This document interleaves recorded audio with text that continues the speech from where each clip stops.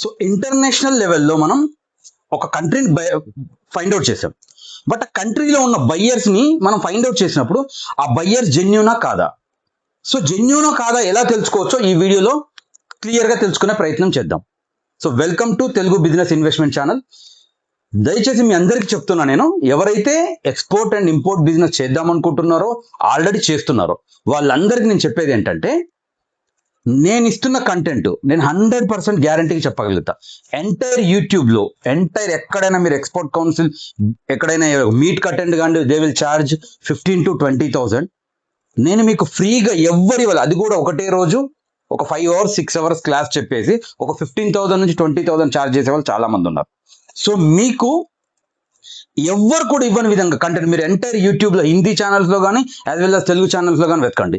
Exports imports సంబంధించిన ఇంత మంచి కంటెంట్ ఇచ్చే వాళ్ళు ఒక్కరు కూడా లేరు. నేను 100% గ్యారంటీకి చెప్పగలుగుతాను. దయచేసి ఎవరైతే చూస్తున్నారో మీ ఫ్రెండ్స్ తో షేర్ చేయండి, కామెంట్ చేయండి. సో నాకు వ్యూస్ రావట్లేదు అనే ఉద్దేశంతో చెప్పట్లేదు. నేను ఎక్స్పోర్ట్స్ చేయడం వలన ఒక భారతదేశం యొక్క ఆర్థిక స్థితిగతులు అనేది మారతాయి. అంటే మీరు ఆల్రెడీ చూస్తున్నారు, భారత ప్రభుత్వం, అది నిజమో కాదో తెలీదు, భారత ప్రభుత్వం బంగారం అమ్మింది, ఆర్బీఐ దగ్గర నుంచి కొన్ని టన్నుల బంగారం తీసుకొని అమ్మింది అని చెప్పేసి స్పెక్యులేషన్స్ వస్తున్నాయి. బట్ భారత ప్రభుత్వం కానీ ఆర్బీఐ కానీ దీన్ని ఖండించడం జరిగింది. సో అలాంటి పరిస్థితులు రావడం గల కారణం ఏంటంటే, విపరీతంగా భారతదేశం దగ్గర ఉన్న ఫోరెక్స్ నిల్వలు అనేవి పడిపోవడం వలన భారతదేశానికి ప్రాబ్లం అనేది రావడం జరుగుతుంది. ప్రాబ్లం ఇన్ ద సెన్స్ ఏంటి, మన యొక్క రూపాయి బలహీన పడిపోవడానికి వన్ ఆఫ్ ద రీజన్ ఇది కూడా కావచ్చు. సో దయచేసి నేను చెప్తున్నాను, ఎవరైతే ఎక్స్పోర్ట్స్ చేయాలనుకుంటున్నారో ఖచ్చితంగా మీరు ఎక్స్పోర్ట్ చేయండి.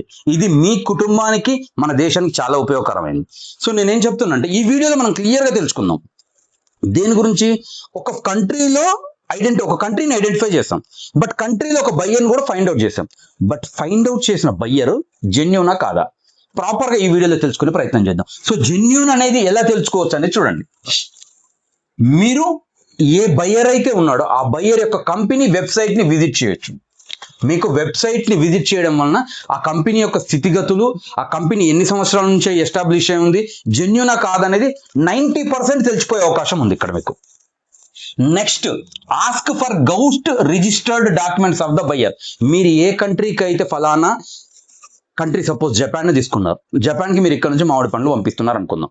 సో అక్కడ మామిడి పండ్లు కొనే ఒక మీ బయ్యర్ ఉంటాడుగా, ఆ బయ్యర్ యొక్క అక్కడ జపాన్ కంట్రీలో రిజిస్టర్డ్ డాక్యుమెంట్, అంటే ఇప్పుడు మనం భారతదేశంలో ఎక్స్పోర్ట్ చేయాలంటే ఐఈసి సర్టిఫికేట్ కావాలి. సో అలాగే అక్కడ కంట్రీలో ఉన్న బయ్యర్ యొక్క రిజిస్టర్డ్ ఒక డాక్యుమెంట్ మీరు అడగొచ్చు. Easily he can share. మీరు సార్ మీరు చెప్పొచ్చు, ఈ రోజుల్లో ఏఐ వచ్చింది కదా, వాడు ఒక ఫేక్ డాక్యుమెంట్ కూడా పంపించవచ్చు కదా, just fake documents, fake credits కూడా పంపించవచ్చు కదా అని మీరు అడగొచ్చు. బట్ దీనికి కూడా ఒక సొల్యూషన్ ఉంది. ఎప్పుడైతే మీకు గౌట్ రిజిస్టర్డ్ డాక్యుమెంట్ తను పంపిస్తాడో, మీరు ఈ డాక్యుమెంట్ ని మన ఇండియన్ ఎంబసీ జపాన్ లో ఉంటుంది కదా, అక్కడికి మనం కనుక ఈ డాక్యుమెంట్ పంపించి మనం మెయిల్ ద్వారా, మీరు అక్కడికి వెళ్ళాల్సిన అవసరం లేదు, ఏం చేయాల్సిన అవసరం, మెయిల్ ద్వారా మన సపరేట్ ఒక వింగ్ టీం ఉంటుంది మనకు ఒకటి. ఎక్స్పోర్ట్ ను ప్రోత్సహించడానికి ప్రతి ఎంబసీలో 1-2 ఎంప్లాయీస్ ఉంటారు. సో మనం వాళ్ళని కనుక మనం మెయిల్ చేసి ఈ బయ్యర్ జెన్యూనా కాదా తెలుసుకునే ప్రయత్నం ఇక్కడ చేయొచ్చు. సో ఇక్కడ నుంచి కూడా మనకు ఒక రిస్క్ అనేది తగ్గిపోతుంది. Next, take the help of Indian embassy in buyers country. ఇంతకుముందు చెప్పిన పాయింట్ ఇదే. మీరు ఎప్పుడైతే ఇండియన్ ఎంబసీ జపాన్ లో కానీ, అమెరికాలో, యుఎస్ లో, యూకేలో ఎక్కడైతే మన ఎంబసీస్ ఉన్నాయో ఆ ఎంబసీ యొక్క హెల్ప్ తీసుకొని కూడా మనం ఇక్కడ ఏం చేయొచ్చు అంటే, ఈ జెన్యూనా కాదా అనేది తెలుసుకునే ప్రయత్నం చేయొద్దు. Next, check credit report. చాలా మందికి తెలియదండి ఇది. క్రెడిట్ రిపోర్ట్ కూడా ఎవరైతే మన బయ్యర్ ఉన్నాడో, మనమైతే ఎక్స్పోర్ట్ చేస్తున్నామో ఆ బయ్యర్ యొక్క క్రెడిట్ రిపోర్ట్ ని చెక్ చేయొచ్చు. ఎలా చెక్ చేయొచ్చు అంటే, మనం బయ్యర్ ని బ్యాంక్ డీటెయిల్స్ అడగొచ్చు. ఆ బ్యాంక్ డీటెయిల్స్ బయ్యర్ ఖచ్చితంగా షేర్ చేస్తాడు కదా, ఆ బ్యాంక్ డీటెయిల్స్ ని మనం, ఇది స్వతంత్ర సంస్థ డన్ అండ్ బ్రాడ్ స్ట్రీట్ అనేది ఒక సంస్థ, మనం వీళ్ళని అప్రోచ్ అయితే కనుక ఈ బ్యాంక్ డీటెయిల్స్ తోటి, మనం ఈ బ్యాంక్ స్టేట్మెంట్ అంటే బ్యాంక్ డీటెయిల్స్ తోటి మనం ఈ సంస్థను కనుక అప్రోచ్ అయినట్లయితే, వీళ్ళు ఈ కంపెనీ యొక్క మొత్తం క్రెడిట్ రిపోర్ట్ ని మనకు క్లియర్ గా ఇన్ఫర్మేషన్ ఇచ్చేసి, ఇది ఎన్ని వేల కోట్ల టర్న్ ఓవర్ లో ఉంది ఏంటి అనేది ఒరిజినల్ ఇన్ఫర్మేషన్ ఇస్తారు. నెక్స్ట్, ఎప్పుడైతే మనం ఈ 3 పద్ధతులు పాటించామో, ఏంటది, వెబ్సైట్ విజిట్ చేయొచ్చు, గవర్నమెంట్ రిజిస్టర్డ్ డాక్యుమెంట్ అడగొచ్చు, యాజ్ వెల్ యాజ్ మన ఎంబసీ హెల్ప్ తీసుకోవచ్చు, లేదంటే మనం క్రెడిట్ రిపోర్ట్ తీసుకొని ఈ బయ్యర్ జెన్యూనా కాదా తెలుసుకునే ప్రయత్నం చేయొచ్చు. ఎప్పుడైతే మనం జెన్యూన్ అని తెలిసిందో మనం ఈ 4 పద్ధతులు ఉపయోగించినప్పుడు మనకు ఖచ్చితంగా ఒక అవగాహనకు రావచ్చు, ఎస్ బయ్యర్ జెన్యూనే. బట్ మనం ఫస్ట్ టైం చేస్తున్నాం, మన లెవెల్ ఆఫ్ బిజినెస్ అనేది చాలా చిన్నది, అంటే బిలో 10 lakhs వరకు మనం ఎక్స్పోర్ట్ చేస్తున్నాం అనుకుందాం సపోజ్. సో మనకు అలాంటప్పుడు మనం ఇక్కడ నుంచి ప్రొడక్ట్ పంపించాం, బయ్యర్ జెన్యూన్ అని తెలిసింది, బయ్యర్ కనుక మనం పంపించాం. సో బయ్యర్ మనకు పేమెంట్ ఇస్తాడా ఇయ్యడా? చాలా మంది నన్ను కామెంట్లో కూడా అడిగారు, సార్ ఎక్స్పోర్ట్ ఇంపోర్ట్ బిజినెస్ లో మోసాలు ఉంటాయా సార్ అంటే 100% ఉంటాయి. ఆ మోసాలు జరగకుండా ఫస్ట్ మనం తీసుకోవాల్సిన స్టెప్ ఏంటంటే జెన్యూన్ బయ్యర్ ను ఫైండ్ అవుట్ చేయడం చాలా ఇంపార్టెంట్.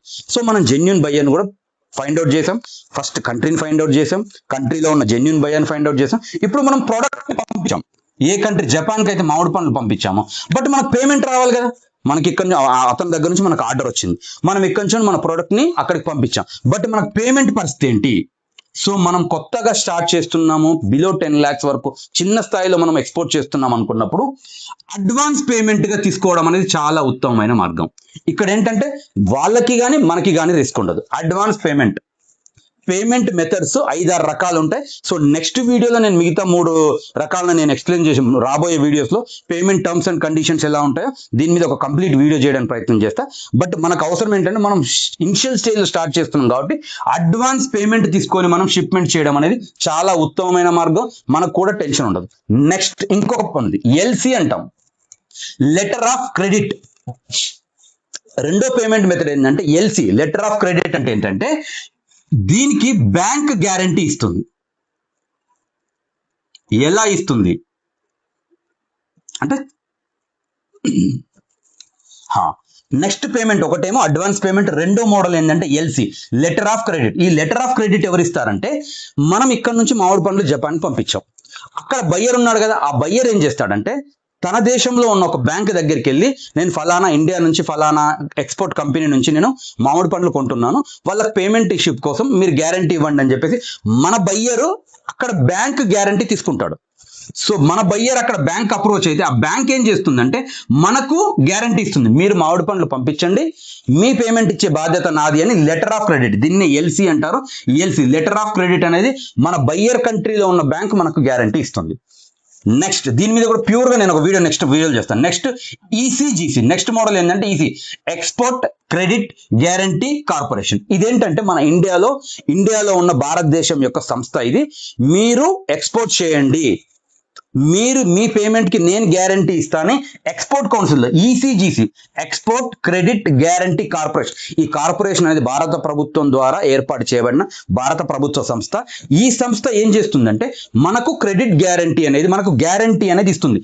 మీరు మామిడి పండ్లు సప్లై చేయండి, మీ పేమెంట్కి వచ్చిన నష్టం ఏం లేదు, మీ పేమెంట్ బయ్యర్ ఇవ్వకపోతే మేము ఇస్తామని చెప్పేసి మనకు ఈసీజీసీ అనేది గ్యారంటీ ఇస్తుంది. సో ఈ విధంగా మనము ప్రపంచ దేశాలకు ఎక్స్పోర్ట్ చేసేటప్పుడు బయ్యర్ని ఎలా కనుక్కోవచ్చు, జెన్యూన్ బయ్యర్ని ఎలా కనుక్కోవచ్చు, పేమెంట్ మెథడ్స్, ఇంకొక 2 పేమెంట్స్ మెథడ్స్ ఉన్నాయి. నేను నెక్స్ట్ వీడియోస్లో ఈ 5 పేమెంట్స్ మెథడ్స్ గురించి క్లియర్గా వీడియో చేయడానికి ప్రయత్నం చేస్తాను. దయచేసి చెప్తున్నాను మళ్ళీ, మీ ఫ్రెండ్స్తో ఎవరైతే ఎక్స్పోర్ట్ చేద్దాం అనుకుంటున్నారో, ఎక్స్పోర్ట్ చేయాలనే ఆలోచనతో ఉన్నారో వాళ్ళకి దయచేసి ఈ వీడియోని షేర్ చేయండి. మీకు ఇంకా నెక్స్ట్ ఇంకేదైనా క్లారిటీ కావాలంటే వీడియో కింద కామెంట్ చేయండి. Thank you very much. జై హింద్.